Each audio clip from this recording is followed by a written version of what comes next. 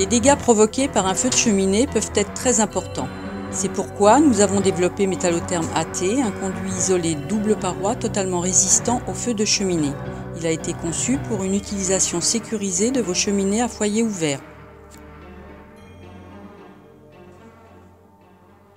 Au sein de notre laboratoire de test, nous allons vous montrer quelles peuvent être les causes et les conséquences d'un feu de cheminée.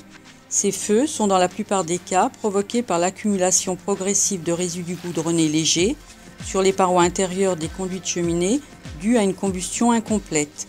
Cette combustion incomplète est généralement liée à l'utilisation de bois vert ou encore à une combustion sans apport d'air suffisant. Ces résidus goudronnés légers, appelés créosotes, ne peuvent jamais être totalement supprimés. L'utilisation d'un miroir sous le conduit permet de voir l'épaisseur de la couche de goudron sur la paroi intérieure lors des essais.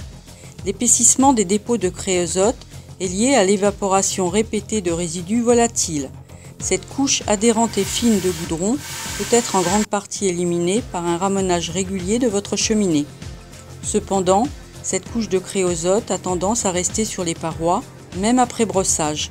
La créosote est, rappelons-le, le résultat sous forme liquide du refroidissement et de la condensation des gaz liés à une combustion incomplète du bois.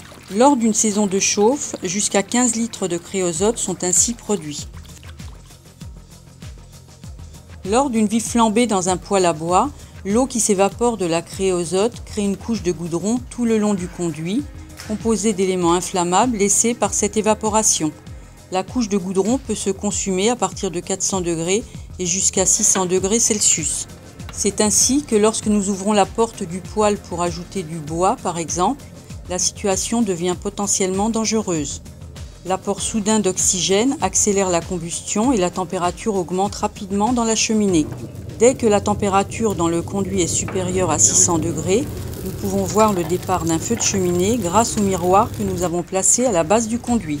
Au niveau du toit, le feu de cheminée peut être détecté par le développement abondant de fumée. Au niveau du poêle, vous pouvez entendre un grondement sourd en provenance du conduit, accompagné d'un fort appel d'air. La température a maintenant atteint plus de 1000 degrés Celsius à l'intérieur du conduit. Le raccord simple paroi rougit sous la combustion, tout comme le fait la paroi intérieure du système Métallotherm AT. Toutefois, grâce à l'isolant du système AT, la paroi extérieure est préservée de la chaleur. On peut y poser la main. Sous l'énorme chaleur dégagée dans le conduit, les composants se dilatent et peuvent être endommagés. Le conduit Métallotherm AT sera préservé car la paroi intérieure du système peut se dilater librement, indépendamment de la paroi extérieure.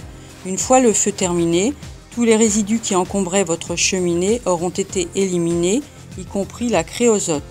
Votre cheminée est maintenant prête pour une nouvelle saison de chauffe. Grâce au système double paroi Métallotherm AT, vous bénéficiez d'une utilisation sans danger de votre foyer ouvert.